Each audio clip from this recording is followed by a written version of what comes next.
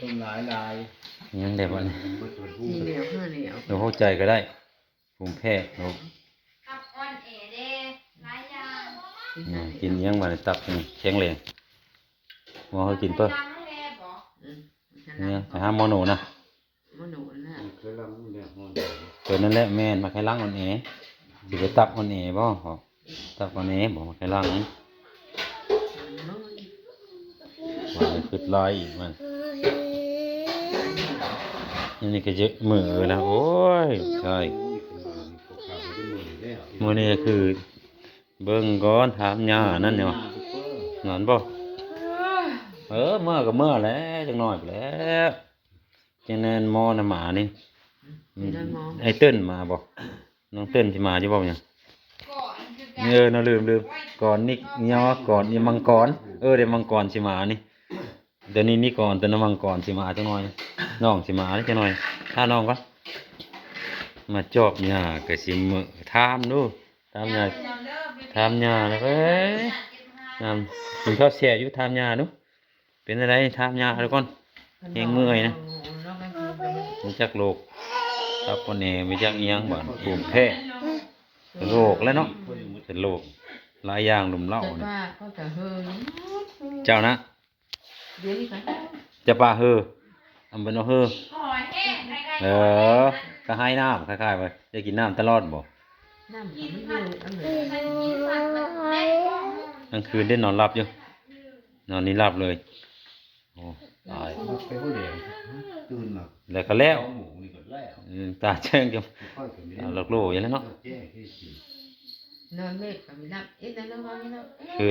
เป็นเกิดลาย แล้วน้อยๆพันแล้วเท่านี้ก็ดี ก็มีได้ว่า คือได้แต่ว่าเนาะคือว่าแล้วอันนี้หลับในตานะ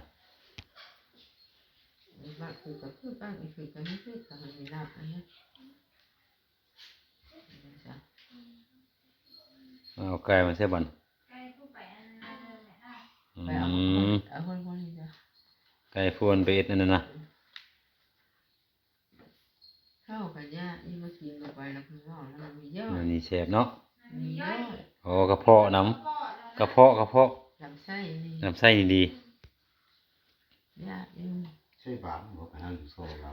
เอาเลย ใช่ ใช่ บ้าง บางเศษ ไส้บาง ใช่บาง แล้วมันแต่เฮาก็ยังเห็นบ่ ลายนี่ก็ เห็นว่าเฮากันพวกกินยาแล้วมันจะแพ้มาแค่ล้างยังไงยากอ่ะใช่กับบางอีได้บาดมันกระเพาะเนาะนั่นแหละเห็นเนาะเฮาตะกี้เป็นก็แซ่แท้ๆใช่นี่ก็กระเพาะ นะพ่อมากินผัดจีนอยู่นะ ยาเพิ่น นี่แต่มาพูด ยาน้ำบ่ มันกดดับนั่นดิ เนี่ยยังหมด20,000เลยยังเป็นหนี้900โอ้ยคนเนาะ ผู้ไอ้นะไว้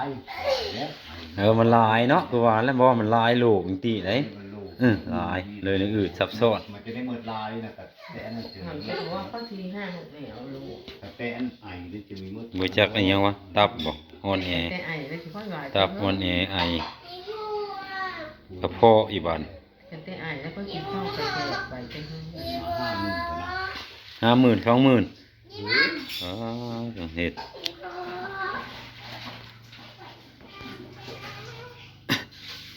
อย่ามันก็ยังลายสีนี่ โอ้เห็นมันก็ เอ นี่ อแต่ ยะ ผู้น้อยนะมันเป็น เห็นลายก็นี่ยากแล้วยากกันเนาะเห็นลายก็ มันมืดนี่ ยาอันเม็ดนี้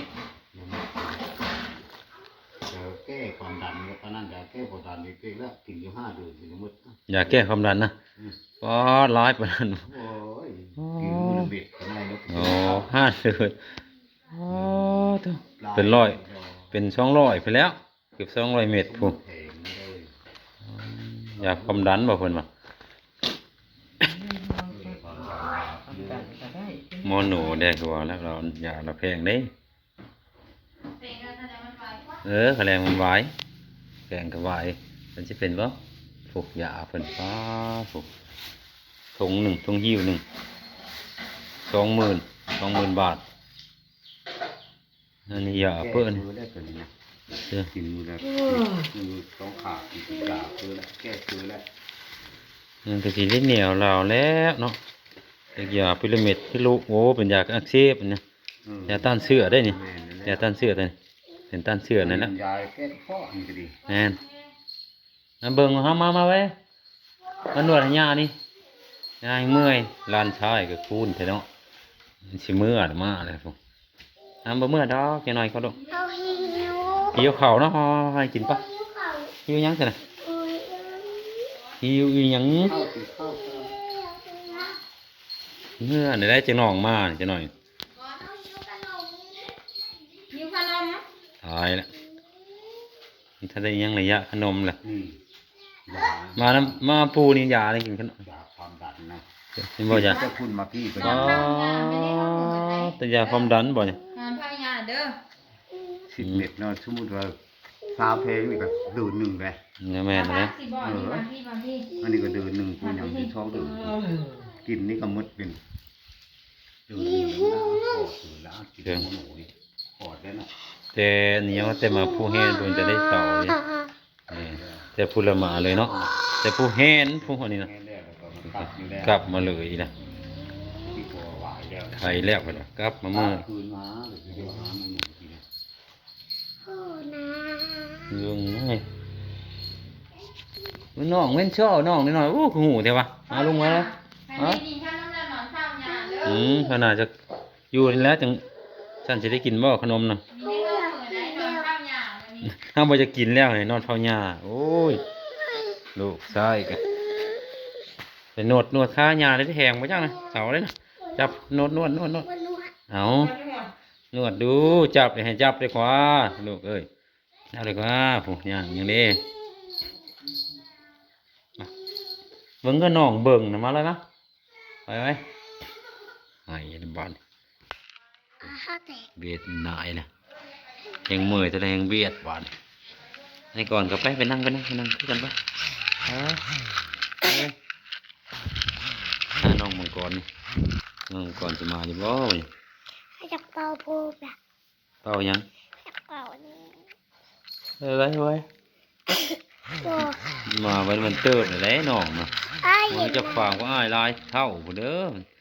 นี่ให้5 เมษ5เปิดสมองเจอนะ6 ปีนะจะ6 ปียังเด็กน้อยอยู่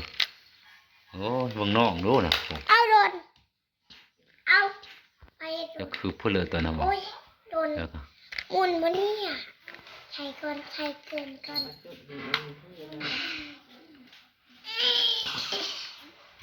เนี่ย ไปยังลุงเรื่องก่อนลุงรอหนาแล้วลุงเนาะเบิ่งงูเราไปแล้วบ่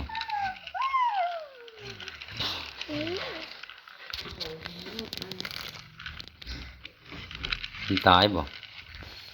มันลายผลเนาะโอ้มันลายผล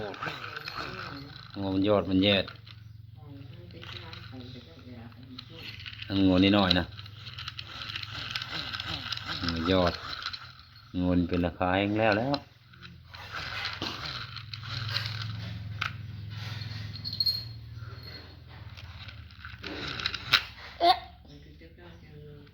โอ้ตัวหนึ่งไปไทยพุ่นเนาะจะเป็นหมื่นผู้ตัวหนึ่งเนี่ยตัวละ3-4 พัน เดินลุก บ่เย็นเป่าให้หญ้าไปดูไปลองเป่าดูไปยังเอาไปเป่าเฮ้ยลูกไปโอ้หาดมันจะได้ตัวเนี่ยแพงๆนี่ได้เงินจะได้อีหยังวะเนี่ยมันเป็น100ผู้โอ้ยชื่อหยังชื่อตัวนี้ก็แพงจัง ไปทางหญ้านะ เขาเบื่อ เบื่ออีหยัง เขาเบื่อเลยเขาเบื่อเขาเบื่อแล้ว เป็นยังคือเบื่อ เขาเบื่อวันโอ้ยเดี๋ยวบ่เบื่อน่ะ เพิ่นก็จะไปนะบ่ผู้น้อยนะกะ มาพี่ มาเด้อลุงก็นี่ซื้อเด้ลุงก็น้องลืมซ้ำกี้ลืมซื้อมาผู้น้อยให้น้องนะสิแต่ก็อ่านบ่แล้วซื่อๆพอจะนะมันเป็นตุ้มบ่พอนะ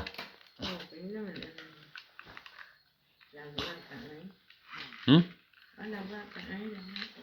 หลังบ้านก็ไอหลังบ้านก็นี่ไอ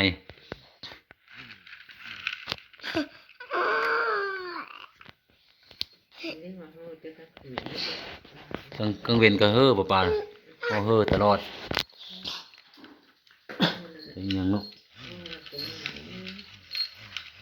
โมโนเอกข้างในเอกข้างในเลยเนาะเราไม่เอกอยู่พี่บ่เราไม่เอกอยู่เหินเลยโมโนนะ